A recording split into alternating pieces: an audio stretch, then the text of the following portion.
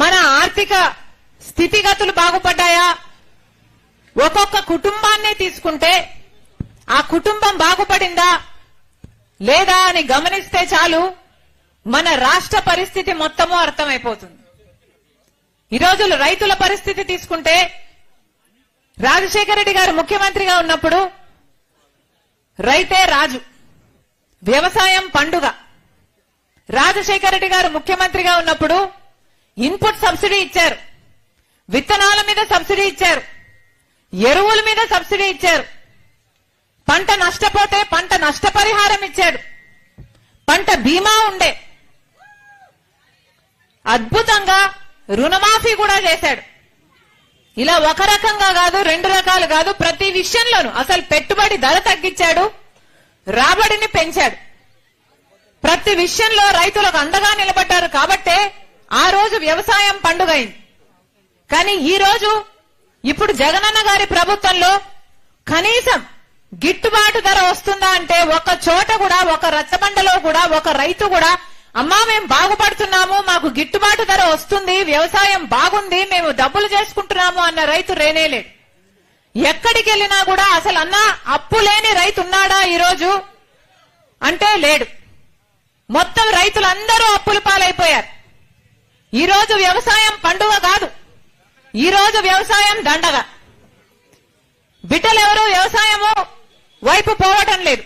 పోనీ బిడ్డలు ఏదైనా ఉద్యోగం చూసుకుందామా అంటే ఆ ఉద్యోగాలు లేవు.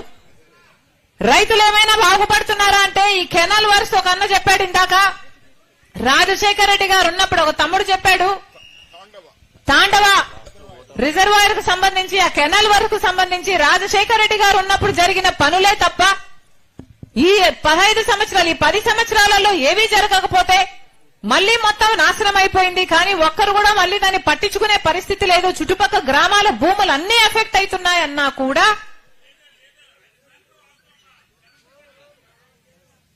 కూడా ఎవరూ పట్టించుకునేవారు లేరు. అటు ప్రభుత్వము పట్టించుకోదు, పోనీ ప్రతిపక్షమైనా నిలబడి కొట్లాడుతుందా చంద్రబాబు గారు అంటే ఆయన కూడా పట్టించుకోడు, ఎవరు పట్టించుకోరు. అటు ప్రభుత్వము ఏమీ చేయదు, అటు ప్రతిపక్షము కూడా ఏమీ చేయదు.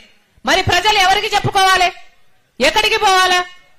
రాజశేఖర రెడ్డి గారు ఉన్నప్పుడు వ్యవసాయము రైతు అంత బ్రహ్మాండంగా చూసుకున్నారే, మరి ఆయన కొడుకైన జగనన్న గారు వ్యవసాయాన్ని ఇంత నిర్లక్ష్యం చేస్తుంటే మరి ఇది రాజశేఖర రెడ్డి గారి ఆశయాలను నిలబెట్టినట్టు ఎలా అవుతుందో మీరే ఆలోచన చేసుకోండి. జగనన్న గారంటే నాకేం దేశం లేదు, నా రక్తమే.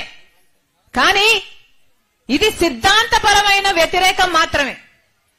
మేమంటున్నది ప్రజలు మీకు ఓట్లేస్తే మీరు ముఖ్యమంత్రులు అయ్యారు, అలాంటప్పుడు ప్రజలకు మీరు మేలు చేయాల్సిన బాధ్యత ఉందా లేదా అని మేము ప్రశ్నిస్తున్నాం. వ్యవసాయం రాజశేఖర రెడ్డి గారికి అంత ముఖ్యమైనప్పుడు ఆయన ఆశయాలను నిలబెడుతున్నామని చెప్తున్న జగనన్న గారికి రైతులంటే ఎందుకంత చిన్న చూపు, వ్యవసాయం అంటే ఎందుకంత చిన్న చూపు? ఈరోజు రైతుకు కనీసం పంట పండిస్తే గిట్టుబాటు ధరే లేదు అంటే ఇంకా రైతుకు మీరు ఏమి గౌరవం ఇచ్చినట్టు అని అడుగుతున్నాం. అంతెందుకు రాజశేఖర రెడ్డి గారు జలయజ్ఞంలో రైతులకు పెద్దపీట, వ్యవసాయానికి పెద్దపీట వేశాడు. జలయజ్ఞంలో రాజశేఖర రెడ్డి గారు ఎన్నో ప్రాజెక్టులను చేపడితే, 54 ప్రాజెక్టులను చేపడితే 12 ప్రాజెక్టులు ఆయనే పూర్తి చేస్తే 42 ప్రాజెక్టులు మిగిలిపోతే ఆ రోజు జగనన్న గారు చెప్పిన మాట, రాజశేఖర రెడ్డి గారు దివంగత మహానేత రాజశేఖర రెడ్డి గారు తలపెట్టిన అన్ని ప్రాజెక్టులను నేను పూర్తి చేస్తానని చెప్పిన జగనన్న గారు మళ్లీ ఒక ప్రాజెక్టును కూడా ముట్టుకోలేదు. రాజశేఖర రెడ్డి గారు ఏ ప్రాజెక్టుల పనులు చేసి వెళ్లారో ఆ తర్వాత మళ్ళా తట్టెడు మట్టి కూడా ఎత్తిపోసిన పాపాన పోలేదు.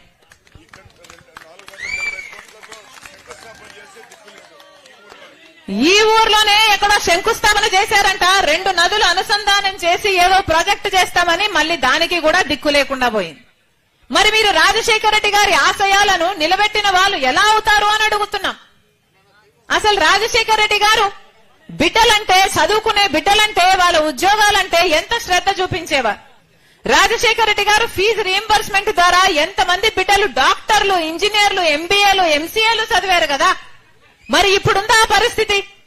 ఇప్పుడు ఆ పరిస్థితి లేదు కదా. కనీసము తల్లిదండ్రులే కూలీ నాలీ చేసుకుని